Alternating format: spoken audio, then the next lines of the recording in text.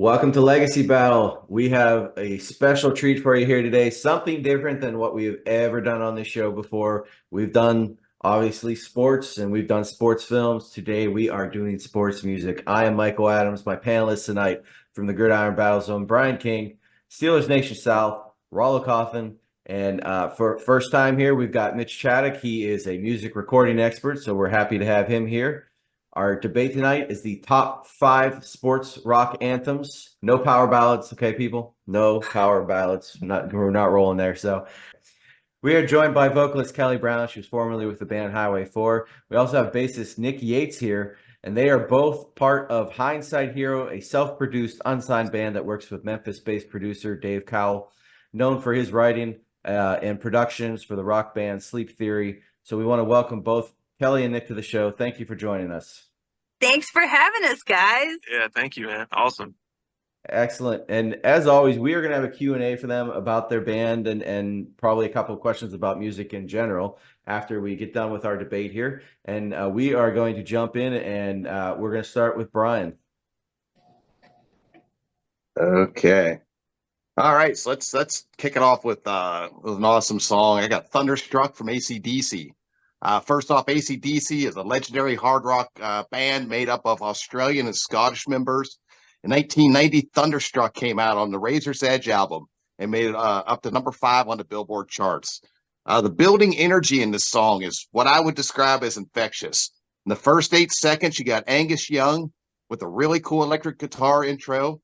Then the rest of the band begins to chant, yeah, na, na, na, na, na, na, and then all scream out thunder along with a heavy drum beat. This repeats several times as the intensity grows until Brian Johnson begins into his fiery lyrics. Then the song hits its highest gear after he belts out the immortal words, "You've been thunderstruck." Then when it's all said and done, you're listening to nearly 5 minutes of hard rock that could wake up a corpse and get just about anybody pumped up to the max. Angus Young later said that he wrote this song after a plane that he was aboard was actually struck by lightning. And I got to say that he ultimately delivered all the wattage of a lightning bolt in this tune. A couple of top-level college teams take the field to this song, the Nebraska Cornhuskers and the Michigan State Spartans. The Spartans actually show footage of the movie 300 while this song is playing as their players are entering the field, so that's pretty cool. And the Tampa Bay Lightning hockey team also take the ice to Thunderstruck. But they did for a number of years, but they actually switched to an Imagine Dragons song, and some fans actually blame their loss in the playoffs on that. Let's be honest, they deserve the L for that. Hope they learned their lesson. But anyways, this song was also used in a couple of very cool football movies. Adam Sandler's version of The Longest Yard and the high school football comedy Varsity Blues. So we come to you, Nick and Kelly. Like he said, this song hits fast and it hits hard. It has been used for hockey games, as he mentioned. What are your thoughts on it? I mean, ACDC in general is one of the great, rock bands of all time. Man, that's an absolute classic. I remember I discovered that song through, I think it was Tony Hawk's Pro Skater 4, the video game. It was one of the Tony Hawk video games. And, I was just a kid, so I didn't really know much ACDC other than what my parents listened to. But, yeah, it's been a banger ever since then. Imagine writing that song. Yeah, the speed that they come in with too, just to start it out is incredible. Brian, loved how you said with the build up. Very good. Rollo, who are you bringing?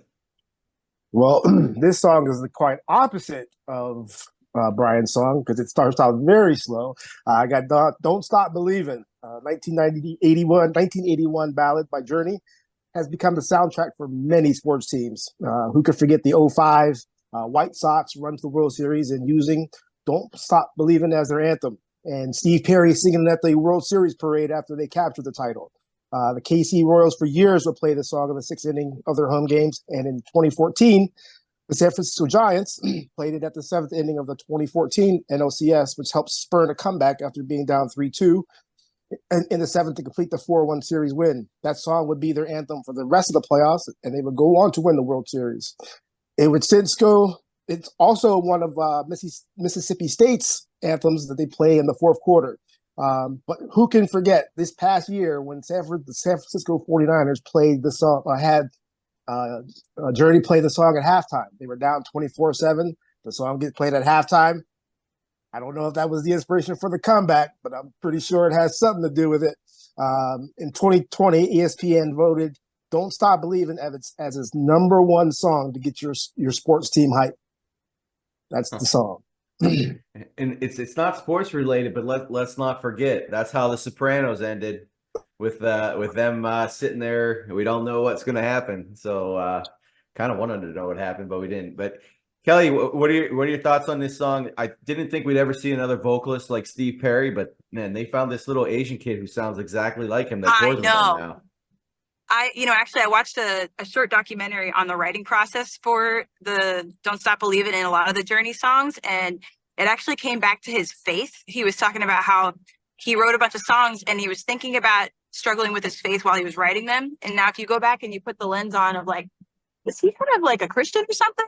And you listen to these songs, you hear them in a totally different way. But I always love a writing style of somebody who can write something that means something to them and nobody has any idea about it. But like the lyrics in that song, I don't even know what they're talking about. Like, who are these people? What's going on?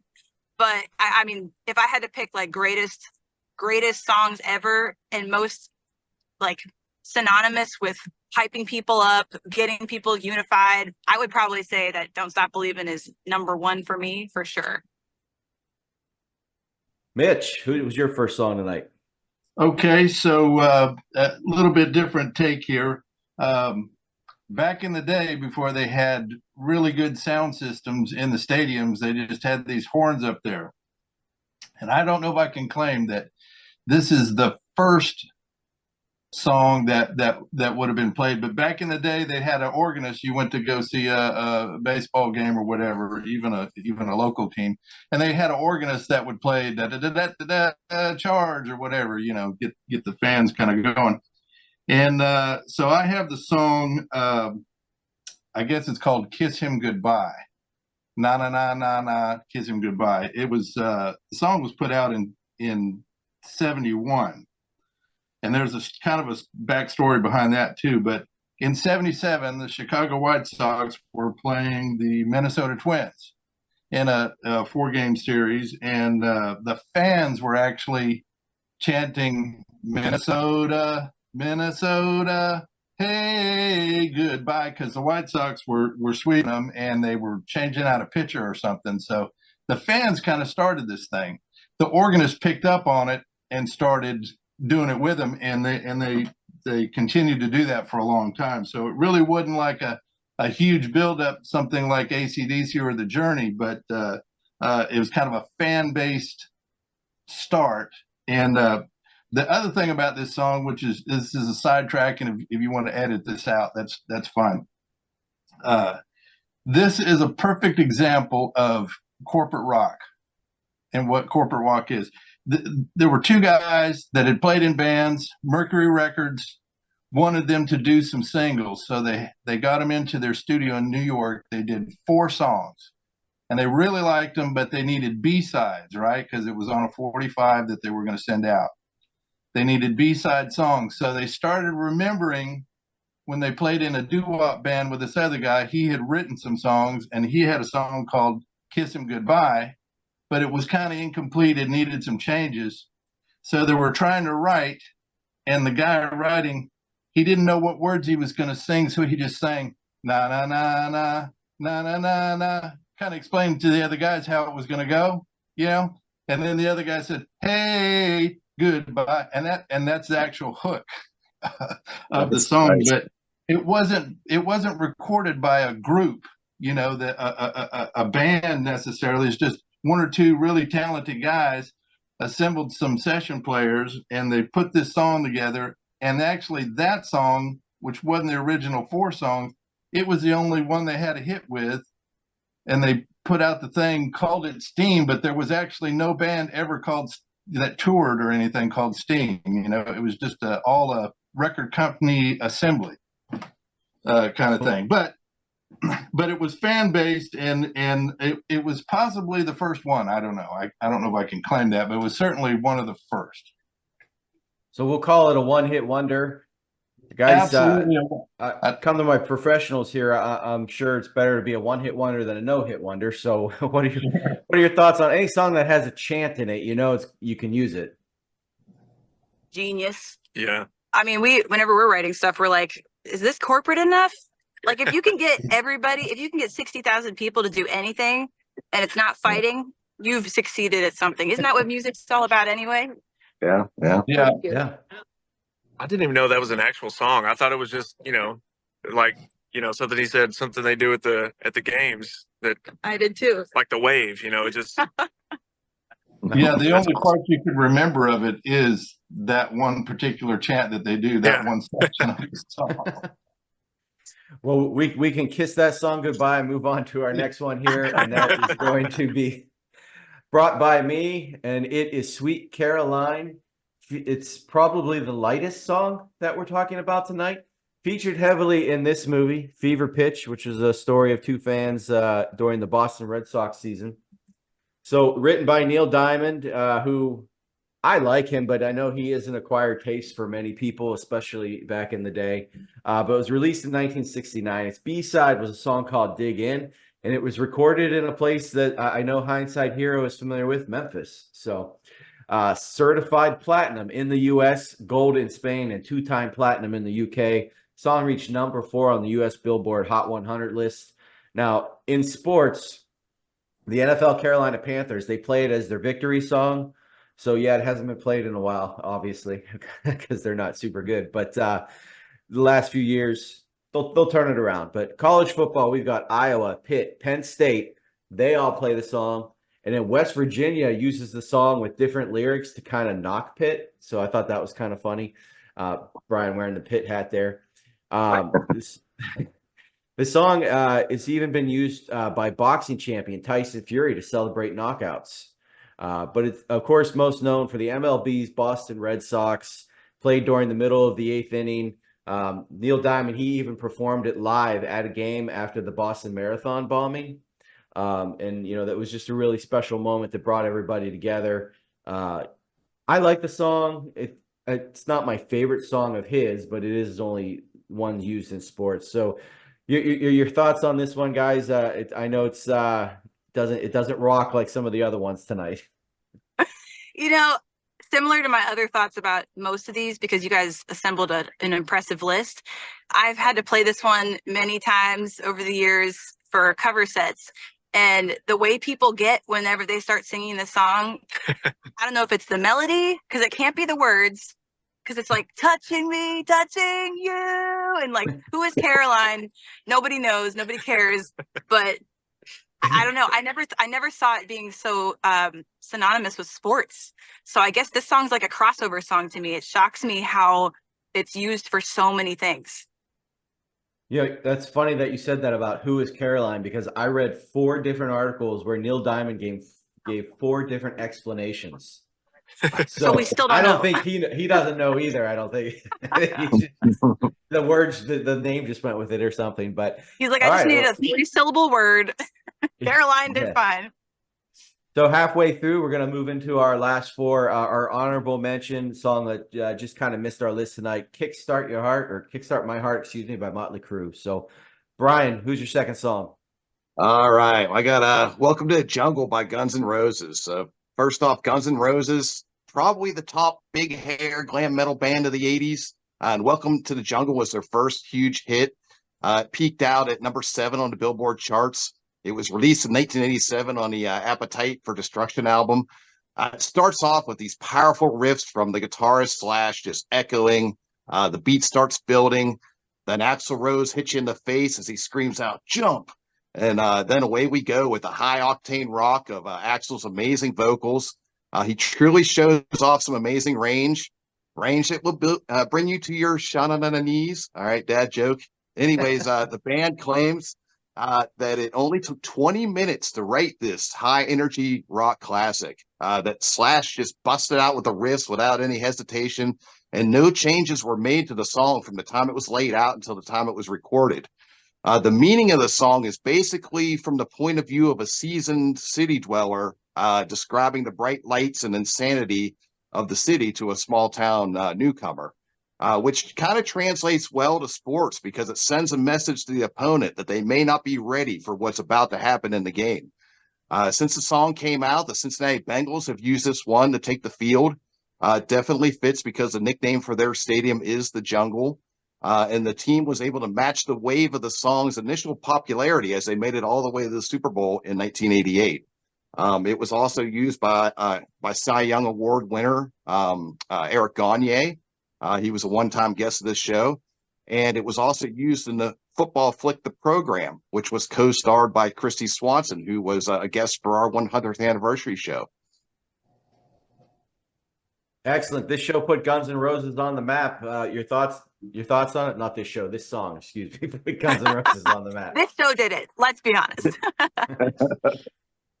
Man, that's an absolutely iconic song. I'm a huge Guns N' Roses fan, more so a Slash fan. Like, Slash is one of my guitar idols, and that's always been a staple. That whole album, actually, the Appetite for Destruction album is just awesome. Yeah, timeless. You said 89 it came out, Brian? 87. 87. That's a while ago. It's still people are still getting the ACDC, Guns N' Roses, Led Zeppelin shirts. Like, it's never gonna die. I love how they were able to change their music too through the years, because Use Your Illusion 1 and 2, like it wasn't as heavy, but it was still just great music. So Guns N' Roses, they had a nice run there. Yeah. Let's see, Rollo, back to you. So I get to cheat a little bit on this one. It's Queen, obviously. But We Will Rock You was released in 1977 as a pairing with We Are the Champions, which is another one of the greatest sports songs of all time. They are usually played together, but the basic stomp, stomp, clap beat makes it easy for even the drunkest or non-rhythmic fan to follow along and play along. From 2008 to 2012, We Will Rock You was the most played song at sporting events across the 4 major sports. And in 2021, Billboard named We Will Rock You, We Are the Champions as its greatest sports anthem of all time. It was the theme song for the World Cup in '94. And it's not just for sporting events. Look at the Mighty Ducks 2 scene where they play We Will Quack You. And then who can forget the Pink, Beyonce, Britney Spears Pepsi commercial where they were dressed up as gladiators singing We Will Rock You. This is a song that was released in 1977. And in 2024, it's still one of the most played anthems in all of sports. And it stood a test of time. And who can forget Dolly Parton in the Thanksgiving game last year, when she ended her performance with We Will Rock You and We Are the Champions. Also in the movie Pixels with Adam Sandler, it was a big part of that at the end fight scene. So yeah, Kelly, Nick, stomp, stomp, clap. So simple, but so unique. Your thoughts?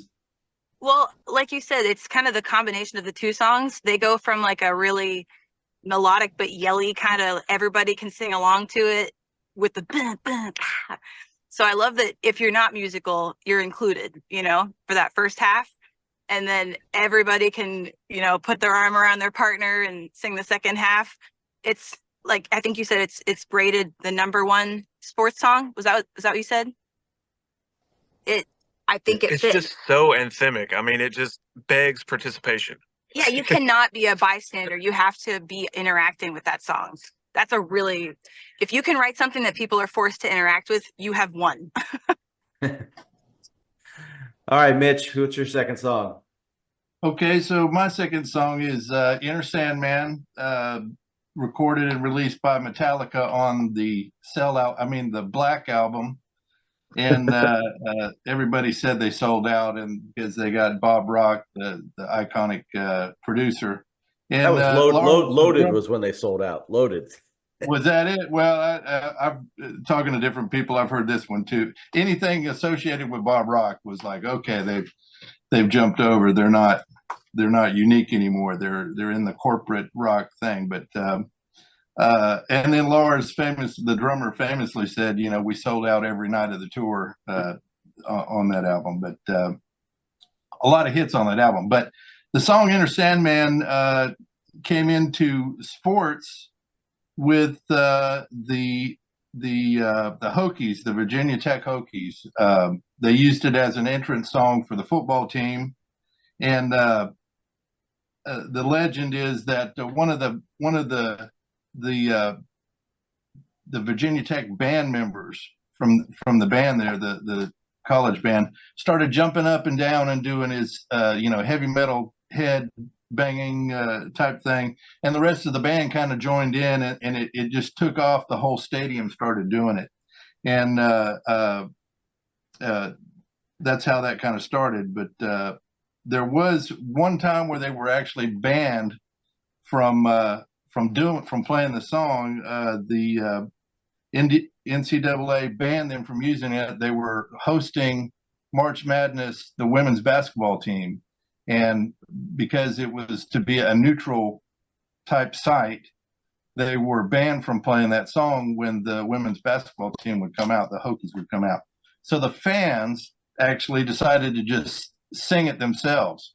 And so the whole stadium, I think there's a video out there, the whole stadium is just fans singing. It's not even being played. But it has a great buildup also that starts out with a guitar lick, and then the drums and the bass are just kind of what we call laying brick, and they're just don't. And then when the whole thing kicks in, the whole crowd goes crazy. It's a building your enthusiasm crazy.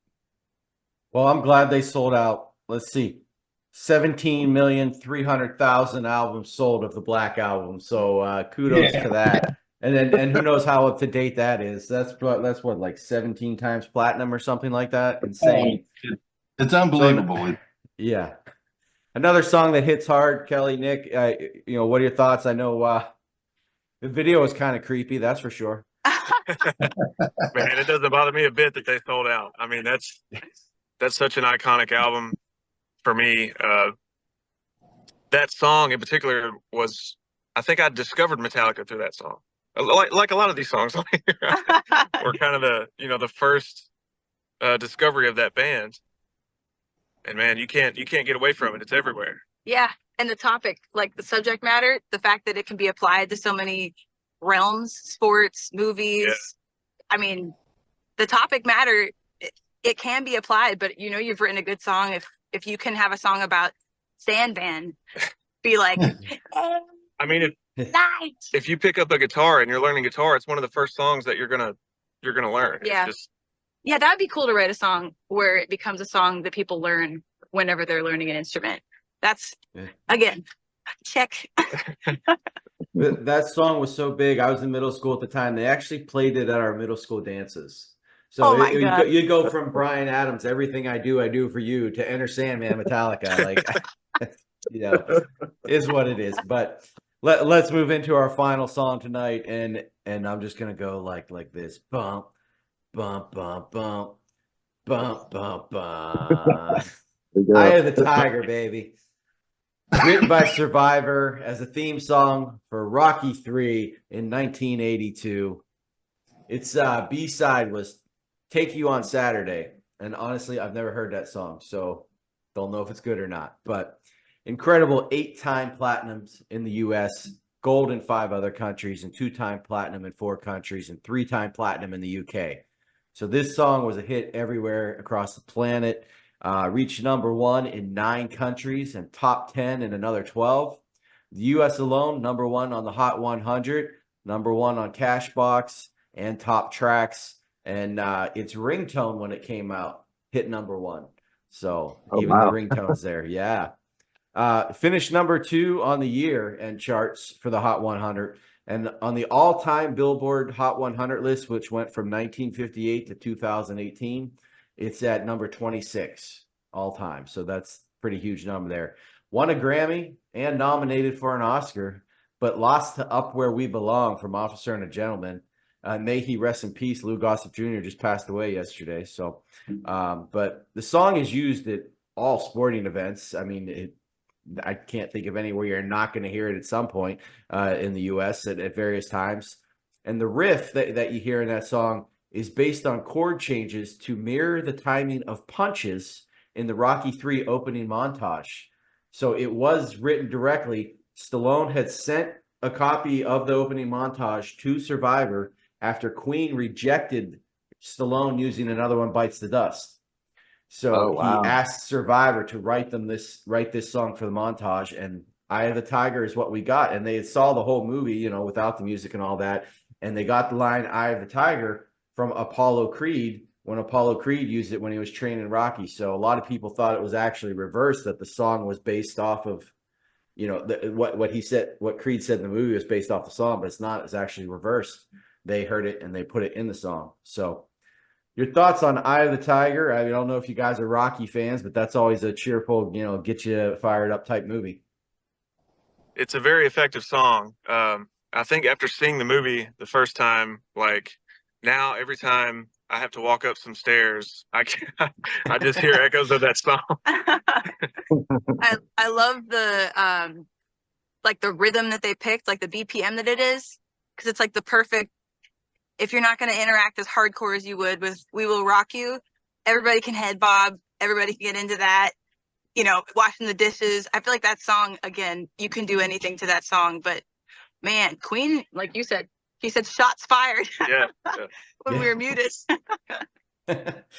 Absolutely. Well, let's move into our vote, guys. We're doing a top 5 tonight, so cannot pick your own. Brian, who are you taking? Wow, this is a heck of a list, and you know, just I don't even really, the criteria is just like so tricky too. I mean, like what gets me the most pumped up, what's been used the most. But to me, I think we got to get "We Will Rock You, We Are the Champions" off the list here, because that was an amazing song, amazing combination, and I mean, who doesn't want to sing "We Are the Champions" at the end of any season? You know, that's the ultimate goal. Absolutely. Rollo. Well, like Brian said, this is tough. Enter the Sandman, the Virginia Tech Hokies. That's one of the greatest spectacles in all of college sports. But like you said, Eye of the Tiger, you can do anything to. You can wash your car, you can put your shoes on, you can do anything to Eye of the Tiger. Mitch. Yeah, so I'm just going back to my own personal experience. I was actually in high school when "We Will Rock You, We're the Champions" come out. Tell you how old I am. I remember being in a basketball game in our basketball gymnasium, and we had wooden bleachers, and just the boom, boom. It was so. It just gave you chills. It was so exciting. It just ramped you up, and then "We Are the Champions." The team would come out, and everybody go crazy. So, just from my own experience, I piggyback on Brian. I guess "We Are the Well, Champions." you actually have to pick one that you have to pick one that hasn't been picked. We'll make him change. Oh, I got to pick one. All right. I got to pick one. All right. So if I can't pick one that's already been picked, so we got "We Will Rock You," we got "Eye of the Tiger," and Right. I can't do one that I did. Right. I'll go with "Thunderstruck." All right. I'll go with "Thunderstruck." That's a good song too. It's a good second. If I can't do my first. And I'm going to bypass my vote, and we're going to give Nick and Kelly each their own pick here. Well, golly, we've been chattering back and forth like, oh no, I don't know. What's your number So one? what we got left is "Sweet Caroline," "Don't Stop Believing," "Welcome to the Jungle," "Na Na Na Na Hey Hey," and "Enter Sandman." Thunderstruck was picked, you said. Yeah. Yep. Okay. I mean, you were going to say Enter Sandman. Oh. Right? Because I was like, well, shoot. All right. Don't Stop Believing's on this list, right? If you want to put it on there, yeah. I'm putting Don't Stop is on this list. All right. And you got what? I definitely got Enter Sandman. Enter Sandman. All right. There you go.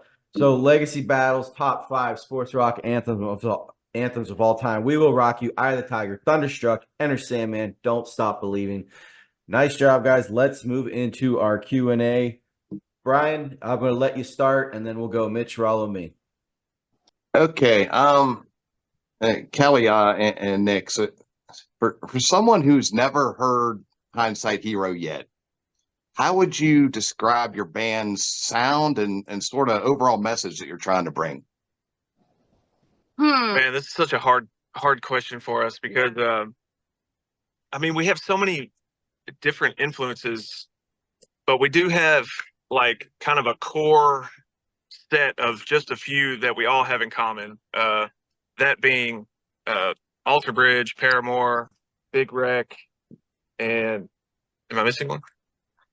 I want to say Seven Dust, but because I think are you influenced by Seven Dust quite a bit? Yeah. I know Jordan is. Since Jordan's writing a lot of these riffs, like his influences kind of get at least 33, 43, 53% bigger of the percentage. influence. So yeah. And then for Message, again, similar to some of these songs that we were talking about, I want to have a song that is timeless, that 40 years from now people can go back to and they can sing it somewhere that it makes no sense, you know, a lot like the songs we talked about today. So in the Message, I always want to leave people better than when we found them, and then share some experiences. Like the human experience is elaborate and confusing and stressful, and it's really fun to just to work with people and write something that can just be with them in a moment. So I'd say that's musically and message wise a lot of what we stand for. Nice. Go ahead, Mitch. Okay, so I was just wondering, how did you guys meet? How did the band come to form together? It starts with you. Yeah. it's a really ridiculous series of events, because I've known Jordan. I met Jordan from Facebook back in Highway 4 days. We were getting ready in 2016 March for an album release. Had like a radio interviews, venue booked out, tons of invested, and like it was going to go great. We lost our drummer. And so in Pennsylvania, it is actually kind of difficult in our area to find a drummer who's committed, who's great, and who's available. So we went on this hunt. I added everyone on Facebook that held an instrument over the time span of like 2 months. In the process, I must have added Jordan, who lived in Tennessee. I was living in Butler. And then in the end of this year, I took a trip to Nashville and was just looking through my friends to see who lived in Nashville. And I saw Jordan. I was like, huh. So I pretended I knew him. I sent him a message and was like, what's up, man? How you been? It's Kelly from Highway 4. Ugh. You know, you're going to be in Nashville. We're going to be there. We all met, totally hit it off as friends, just similar interests and everything. Went back to Pennsylvania, moved in 2017. When I got here, we were still in touch. And whenever I was going to look for a house, I was like, so should I look for an extra room? So Jordan has actually been a roommate of mine and my friends, because we had a house of multiple rooms, since 2017. So that's how me and Jordan got connected. I'll pass it up to you, Nick. So Jordan and Rob have been in a band together since like 2013, a band called Kings of Ale. And up until last year, about midway through last year, they kind of put it on the shelf and were kind of in limbo. And, you know, of course, Jordan and Kelly lived together, and Jordan approached Kelly and was like, hey, you know, you want to maybe write some stuff, do some stuff? I was like, 7 years later. Yeah. And Nick has been going to shows of Kings of Ale since their inception. I mean, no pun intended. Yeah. That's a Kings of Ale song. But so he's been around. I was like, hey, I play guitar, because he's a guitar player primarily. We forced him to play bass for our band because we just wanted him so bad. And so, bam, here we are. It's just weird. Like, talk about stitches, you know, over the years. Yeah. Rollo. Guys, you just recently released the video for Years Before. It was a really cool video. What kind of thought process goes into putting together the video, and is everyone involved in the making of the video and the inspiration and ideas that go into it? Well, we're super collaborative. Years Before is unique because that song and that music video were created before Hindsight Hero was a band. So if you watch the video, you'll notice that Nick looks a little different because we had not even approached him about being in our band yet. But that music video is unique because it really started the whole wheels turning, even me getting back into music, since I hadn't done anything musical for like a half a decade. And that's like maybe a month later, after recording that in June, Jordan was like, want to be in a band? So the collaborative process for Years Before was really more like, I just handed the keys to the directors of Unveiled Productions. They're good friends of ours. And I was like, do you see anything when you hear this song? And they were like, oh yeah, we see like a circus, there's fire. And I was like, I know a guy, he breathes fire. This is perfect. So we even got to put, his name's Bo Lavasich. He's from True Villains. And it's a really legit band. If you haven't heard of True Villains, look them up. They were on America's Got Talent. But he's the one breathing fire in the video.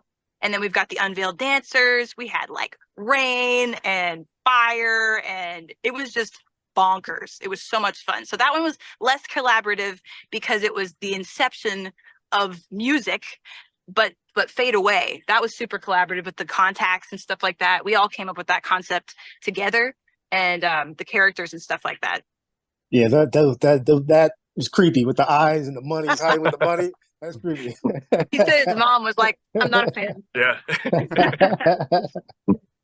So, what are the difficulties for up and coming talent bands like yourselves to make the jump from local talent to national talent?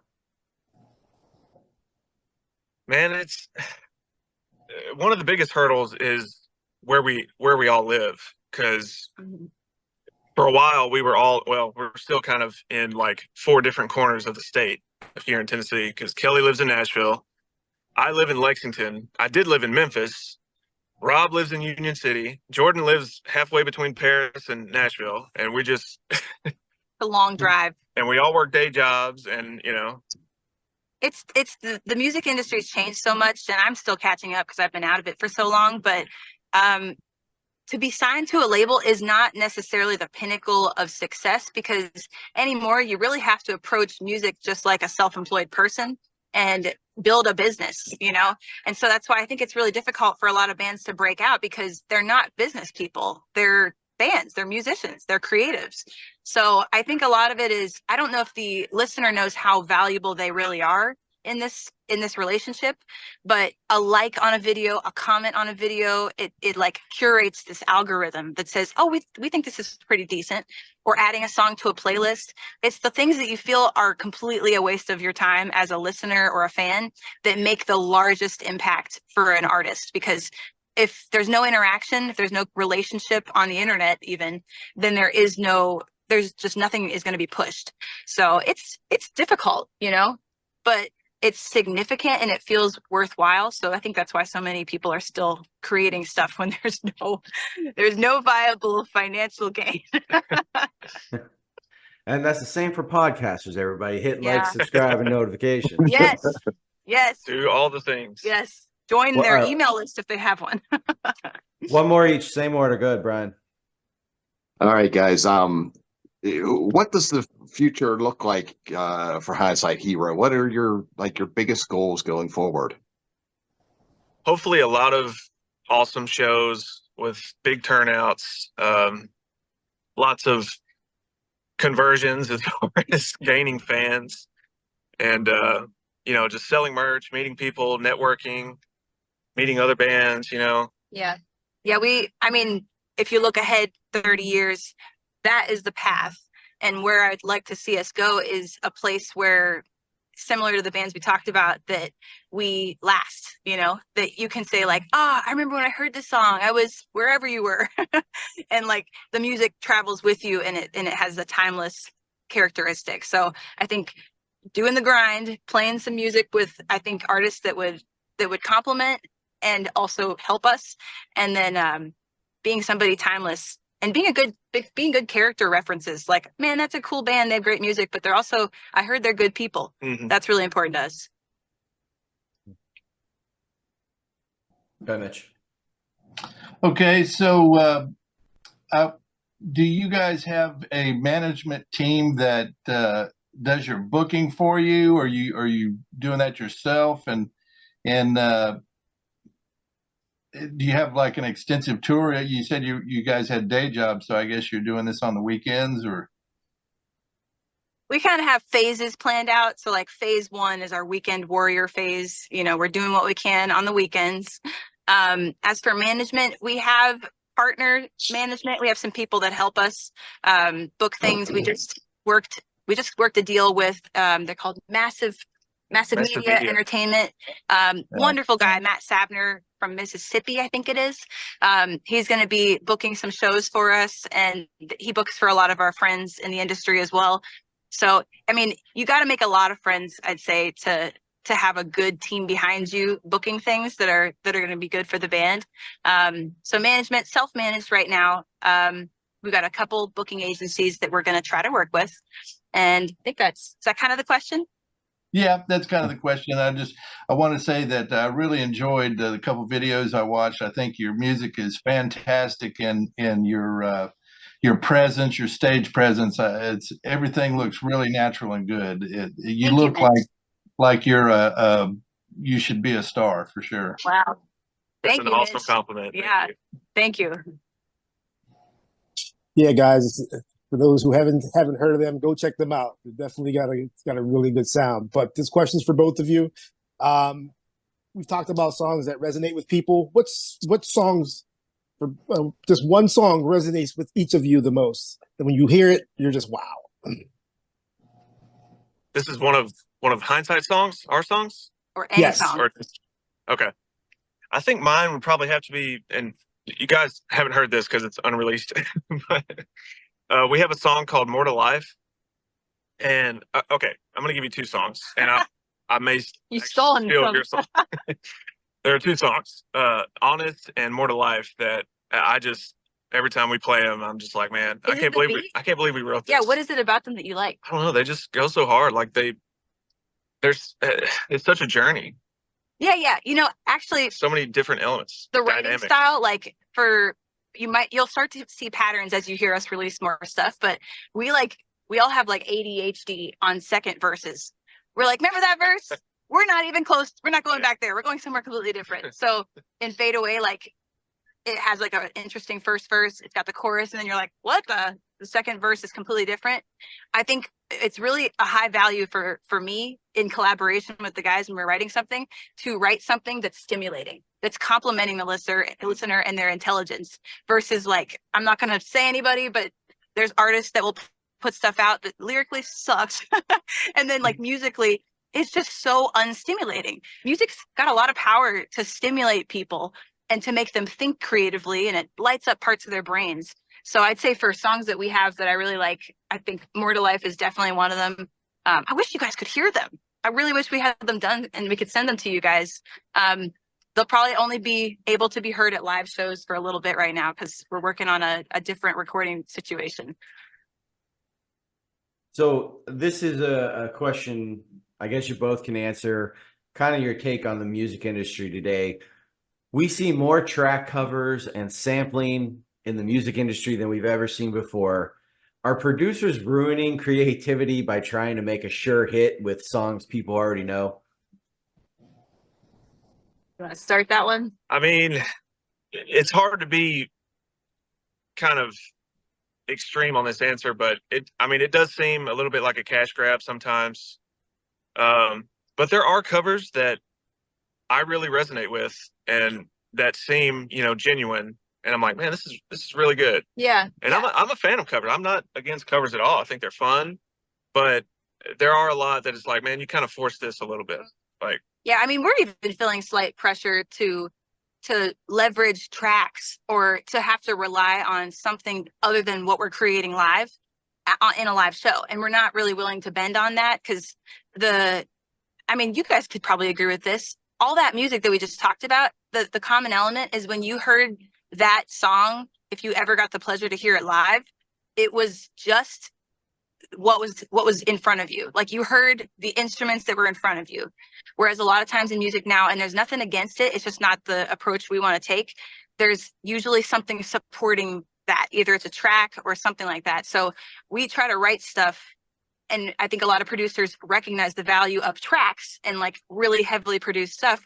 They want you to write something a little bit more heavily produced. And we're kind of pushing back on that because it's just, we feel strongly that that's not the approach we want to have live. And that's not an approach we can really get behind confidently. we're just not comfortable, trying to replicate that live. And there's a lot of stuff that can go wrong. Yeah.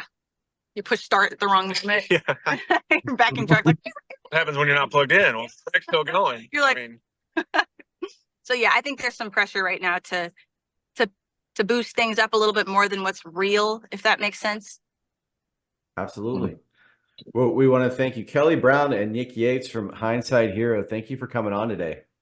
We really appreciate you guys. Thank you for including us in this conversation and asking such amazing questions. Absolutely. Thank you guys so much. Awesome. And everybody, you can check out some of their music on YouTube. Brian has sent me some clips. It's excellent. I'm sure there'll be more out by the time this show premieres. So check it out on YouTube. You can Google them as well. Everybody, thank you for watching. Hit that like, subscribe, notification button. I think we've said that 3 times today, how important that is. Yes. So everyone have a great night. And